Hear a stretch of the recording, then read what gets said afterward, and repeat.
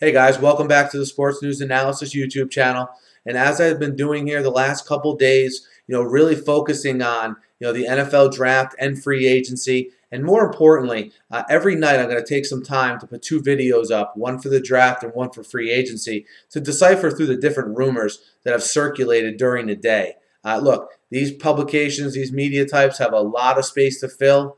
And some of the rumors you hear, I think, have more credence than others. And again, just going to take some time so we can discuss, some of the rumors of the day and give you my opinion of them. And as always, looking forward to hearing your opinions in the comments as always. And, we start the free agency video today with the Philadelphia Eagles and more in particular with Riley Cooper. And if you told me at the beginning of the year that the Eagles would be in a situation where they would be looking to extend Riley Cooper before the Combine so no one else got a chance to get their hands on him, I would have told you were nuts, because we all know how Riley Cooper's preseason started. A preseason that started based on things that he did and he did to himself. But he was able to, persevere through that. I don't think that's the right word because, again, he did it to himself. But he was able to be a contributor to the Eagles this season, be their number 2 receiver, and be a solid part of a passing offense that was really prolific. I mean, you look at Nick Foles and the numbers he put up, Riley Cooper was a big part of that.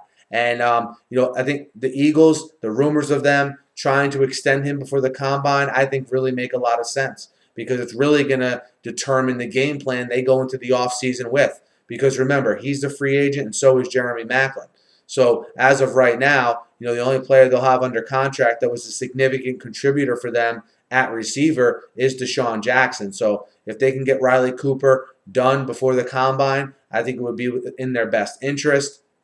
On the defensive side of the ball for the Eagles, you have Jairus Byrd and TJ Ward, the two big safeties available here in free agency. And, do the Eagles make a play at either of these two guys? It may make sense, right? Because they have a little over $20 million in cap space. And to go along with the fact that that's their biggest need, I think pretty clearly on the defensive side of the ball. I would probably err against signing Byrd or Ward, and not because they aren't fantastic players. I think both those guys are two of the top 4 safeties in the NFL. But you're going to get into a situation where these guys are going to get Deshaun Goldson money. 5 years, $40 million, between 20 and about 20 million, between 15 and 20 million guaranteed. Is that an investment you want to make in the safety position? That's taking up almost half of your cap space this year with one contract. I'm not apt to pay a safety that much money when I'm trying to build a young team like the Eagles are.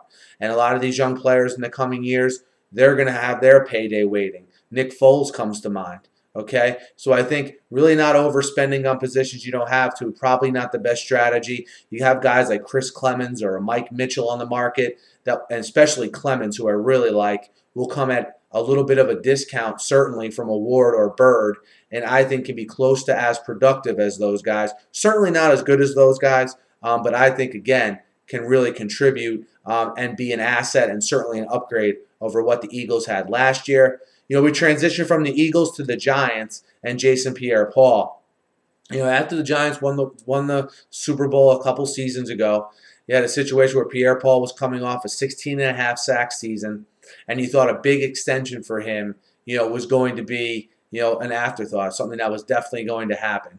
He signed a $20.5 million extension in 2010, but they're going to let Pierre-Paul, and rightfully so, the Giants, play out his current contract, which ends next year, before they commit any more money to him, because he's been such a disappointment the last 2 seasons, and he's had injury problems. So I agree with the Giants waiting out this year to see if they're going to sign Pierre-Paul to any kind of extension. Remember, they have Justin Tuck that's a free agent that they need to address, and also Matthias Kiwanuka, sort of an anchor on that salary cap, has a $7 million cap number the next 2 years. He's either going to restructure or be a cap casualty in my mind.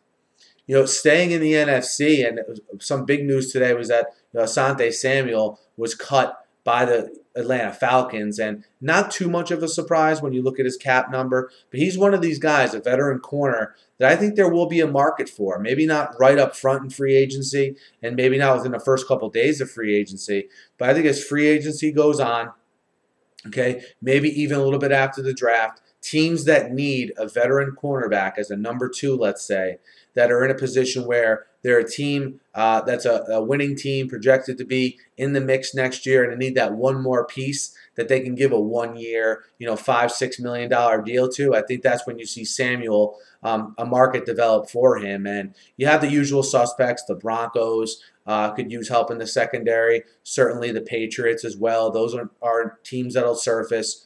But I'll give you the Carolina Panthers. Now you look at the Panthers, Captain Munnerlyn a free agent, Mike Mitchell a free agent. They could have some turnover there in that defensive secondary. Sean McDermott was in Philadelphia when Samuel was in Philadelphia. There could be a possible connection there. Watch out for the Panthers and Asante Samuel.